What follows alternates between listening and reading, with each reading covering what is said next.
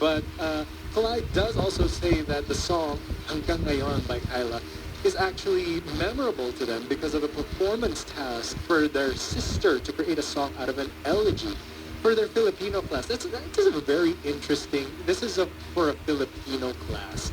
How many of you guys have had like a class that's not really related to music or to performance, but you were asked to create a song, to create a poem, or even like a whole performance? That is really interesting. But I think it plays into the strengths of Filipinos because for some reason, us Filipinos, we are really so musical, aren't we? Which is why we have this whole dedicated hour for until 8 p.m. right now. We're gonna have OPM Riot, and we Filipinos, I think, just love music so much, and we love creating music. So yeah, thank you for that, Clyde. Thank you for the inspiration. Speaking of inspiration, I want to go into a traffic thought now. This is from CN. CN says that I'm into fitness and I think I can use this to earn more. I just don't know how to start. Could be meal prep or coach or something else.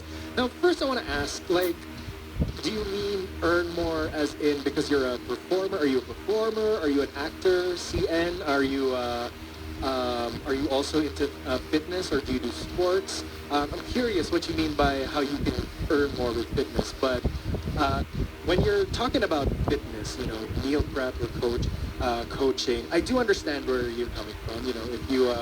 If you do scroll back a little, if you do stalking of my Instagram account a little bit, I hope I'm not opening a can of worms there, but you will see that I did also used to be a little on the hefty side, a little overweight. And one thing that did really get me to lose a lot of weight, as you may see me now, is, yes, diet, meal prepping.